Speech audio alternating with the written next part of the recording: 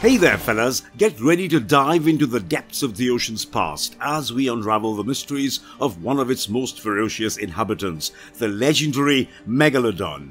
This colossal predator has been the stuff of our wildest shark-infested dreams, and after the newest adventurous ride of the Meg 2 movie with our favourite action hero Jason Statham, it's safe to say we've got a soft spot for these toothy giants. Now it's time to separate fact from fiction and discover what makes the Megalodon tick. Sure, it's easy to think of it as a supersized great white shark with a mean attitude and an appetite for destruction. But hold your breath folks, because there is more to this oceanic monster than meets the eye.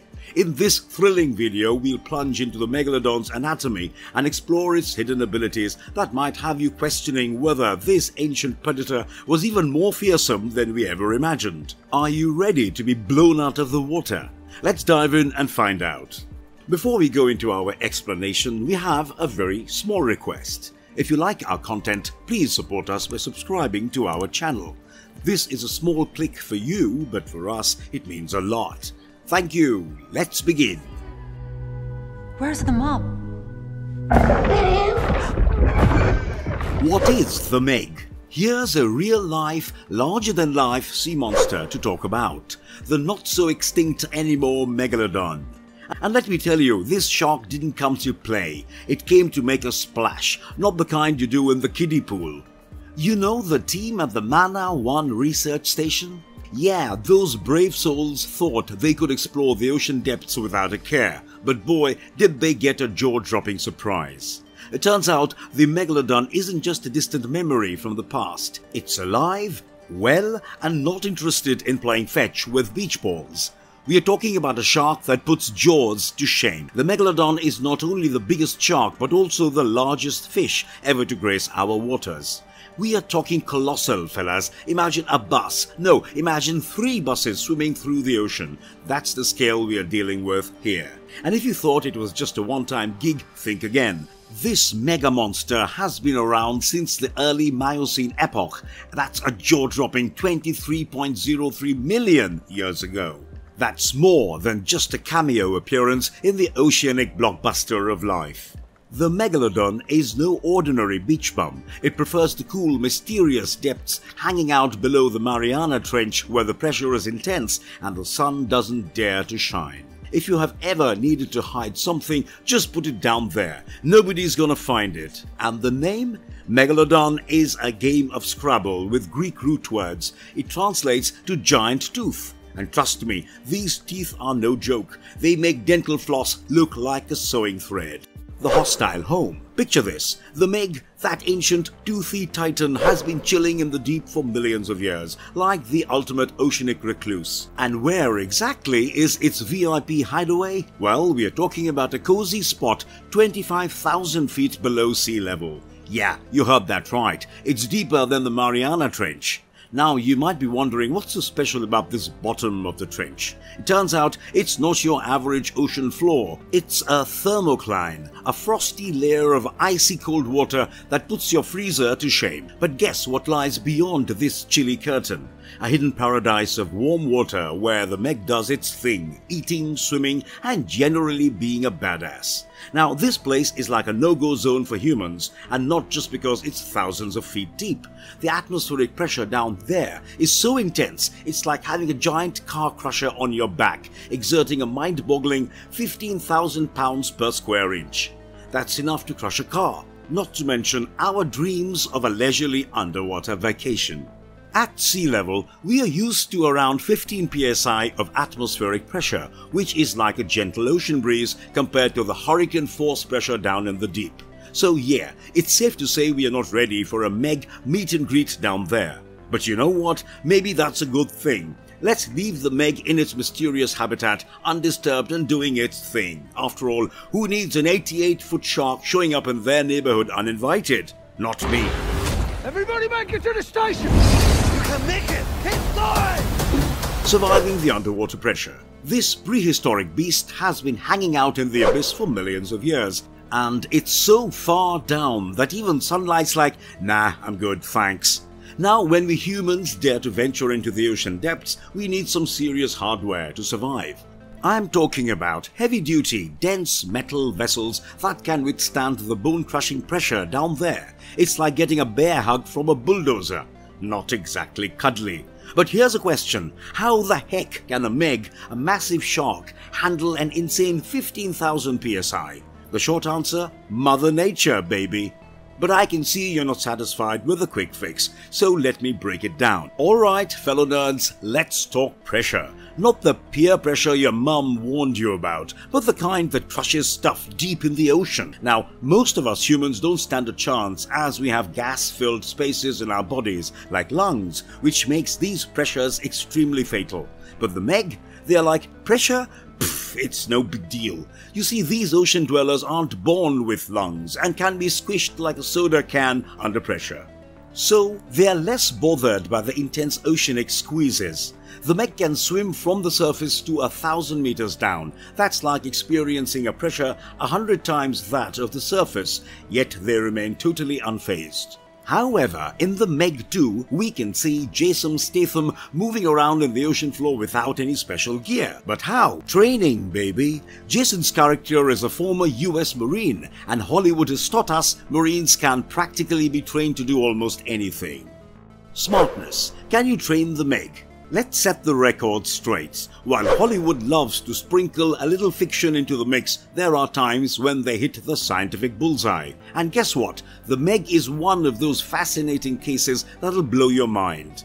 In Meg 2, we witnessed the brilliant Dr. Zhuming Zhang doing the seemingly impossible, training a Meg named Haichi like it's a giant toothy puppy. Move over, dog whisperer, we've got a shark whisperer in the house. Now, before you think it's all just for a jaw-dropping show, think again. Dr. Zhang is not in the business of entertaining tourists. He's got a grander mission to prove that these apex predators aren't just big hungry brutes. Training creates a bond of trust, helping Haichi understand the commands, and boy, does it come in handy later in the movie. You see, when trouble strikes and lives are on the line, Haichi's got its training on point, and it becomes the finned hero we didn't know we needed. So can the Meg be trained? You bet your Aquaman trident it can. It's like having a massive oceanic ally who's got your back when things go south.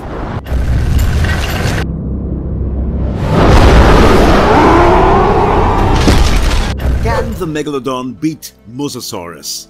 The ultimate oceanic battle royale, Mosasaurus versus Megalodon. Picture it, like those epic debates at comic book shops. We are pitting two of the sea's largest predators against each other for the sheer fun of it. Now, before we dive into this fantastical showdown, let's get one thing straight. These apex predators never actually crossed paths in real life. We're talking about a time difference of a whopping 50 million years. But hey, these two were just the largest predators, so why not? So let's size up our contenders. On one side, we've got the Mosasaurus with its conical sharp teeth and a jaw that could swallow prey whole like a sea snake. This reptilian beast was no nibbler, it went for the all-in-one gulp. And on the other hand, we have the Meg, the ocean's stealthy ambush hunter, with blade-like teeth designed for cutting and grasping powerful prey. Its strong bite and shark shake were like a 1-2 punch, perfect for taking down large whales like a champ. Now who's got the upper flipper on this face-off? The winner seems pretty obvious. The Mosasaurus had a slim, snaky body ideal for snacking on smaller prey like ammonites and fish. But the Meg, oh boy, it was built like a marine mammal devouring machine with a robust body and colossal jaws meant for feasting on whales. One bite from the Meg and it's game over for the Mosasaurus. The poor Mosasaurus wouldn't even be able to wrap its jaws around the Megalodon's thick body. To top it off, the Mosasaurus would be like a turtle in a high-speed race, not the beast for maneuverability, giving the Megalodon the ultimate edge.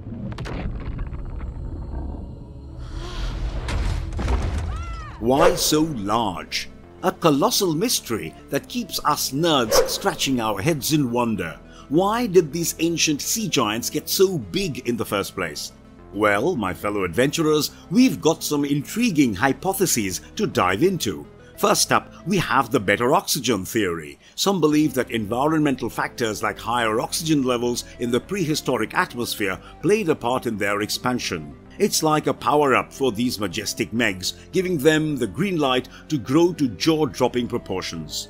There's more. The efficient eaters hypothesis might be another brilliant answer.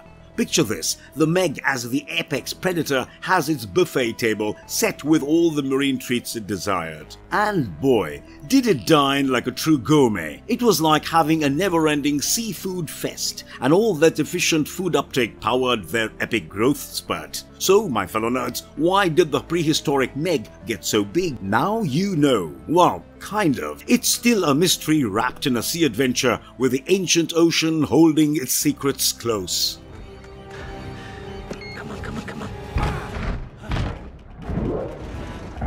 Can they bite through metal barriers?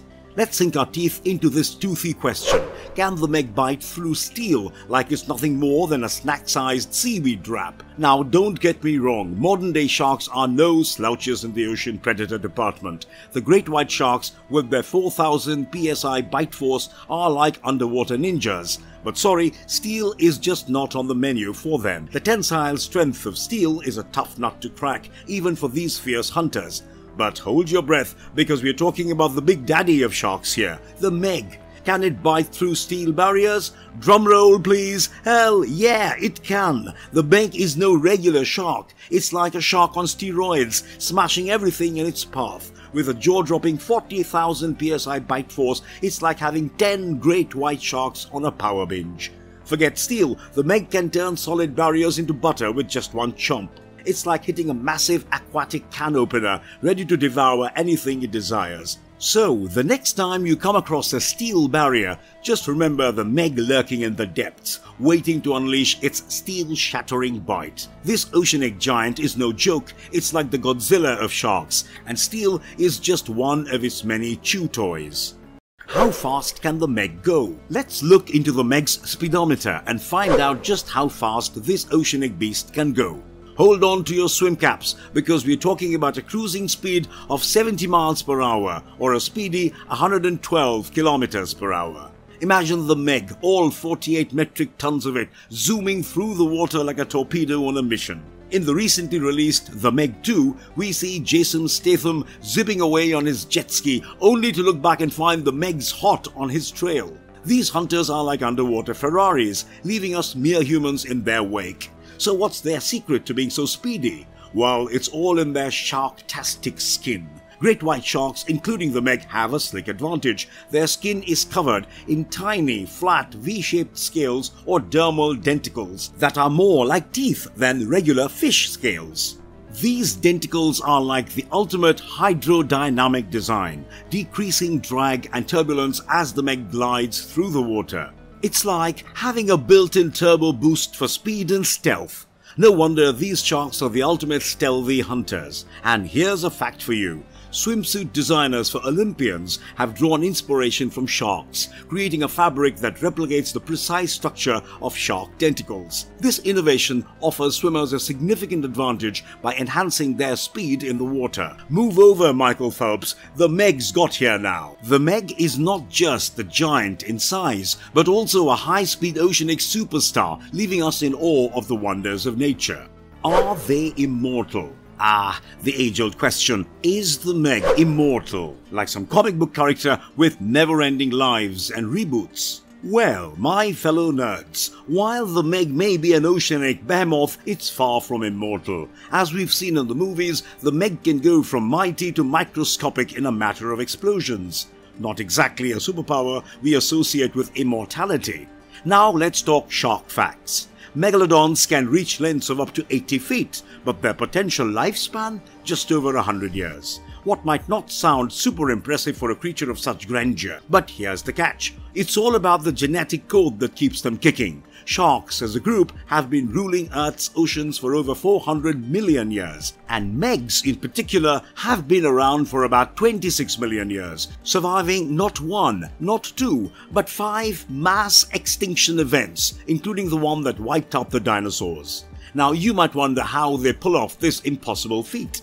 Well, it's not just sheer toughness, it's their ability to adapt and exploit different parts of the water column. From the dark depths to shallow seas and even river systems, sharks are like the ultimate oceanic chameleons. They eat a variety of foods, from plankton to fish, crabs, seals, and even whales. Their diverse taste buds mean that sharks as a group are more likely to survive if things in the ocean change. They've got the ultimate buffet menu and they're not afraid to devour whatever comes their way. Does the Meg live alone? Meg is the ultimately solitary hunter. So here's the deal. Typically, megalodons are lone wolves swimming through the vast ocean all by themselves, like brooding heroes in a sea of solitude. But hey, even the most hardcore lone rangers need some loving once in a while. In the Meg 2 movie, we meet the one and only Meg named Haichi, living the chill life in captivity. No monster-sized troubles, just peace and calm in its watery kingdom. But guess what? Loves come knocking at the aquarium door, and Haichi decides it's time to break free from its cozy containment. Why?